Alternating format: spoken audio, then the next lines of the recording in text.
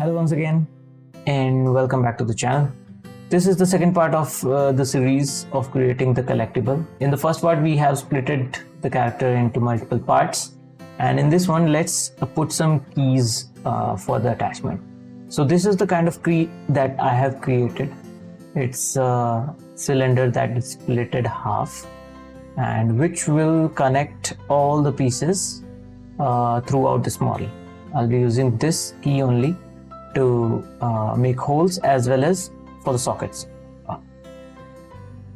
So let's speed up the process. I have just placed it on the neck, and the same duplicate it and place it below the body and put it as subtract. Inflate it to the number somewhere around 4 or 5. Just eyeball the number. It should be the gap which fits the key. So this process will repeat throughout this model. We'll duplicate the key and we'll keep one key for subtraction. We'll inflate that, and we'll keep one key for addition of any mesh like this one. We'll add that key to the upper body and we'll subtract it from the belly part like this, and we'll inflate it a little bit by numbers. And remember that number, if it works, you use it throughout the model. So I will do the same for the hands as well. And since the process is going to be repeating, I am putting it on 100,000 times speed of the real time. Otherwise it will be very lengthy.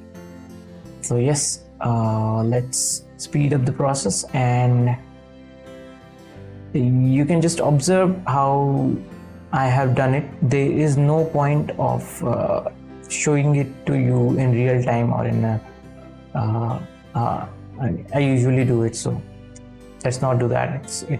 It's a waste of time. So let's speed up the process. I have few parts. Let's not forget about few parts like belts and these rods. I haven't put the keys for them because there won't be any room for printing there. So I'll use the belt as a key itself. So I'll stick it with a Fevikwik, or whoever will print it will take the belt, and there will be a socket because I have duplicated the belt itself and inflated it a little bit so that it creates that socket for himself and sticks to it. So yeah, that way for thin object, for small objects you can do that. For rods I have done it, for the belt I have done it, which is floating. And other parts, for big parts, here's the keys, the half cylinder key that will go in place. So yeah, that's pretty much it. That is the basic technique that we will use throughout the model we have used. And here I am, if you watch closely, I am looking out for the keys and the gaps. This is the same technique that I have shown you earlier. It's just a rectangle which is piercing through the model and showing you the gaps as well as the keys placement, if it fits perfectly or not.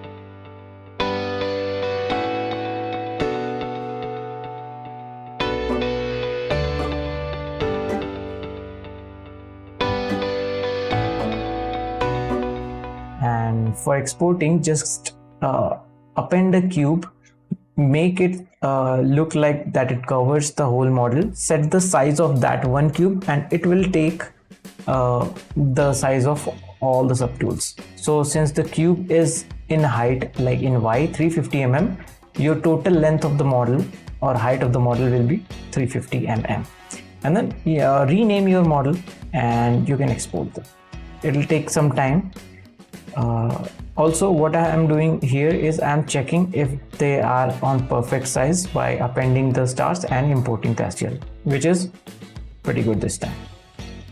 Thanks for watching, and I hope you like this. You like the process. If you want this model to print yourself, it will be available on CG Traders. I will put the link in the description. You can download or buy this model and print it and put it as a figurine for yourself. So that was it. I hope you liked it, and I will see you soon in the next one. Peace.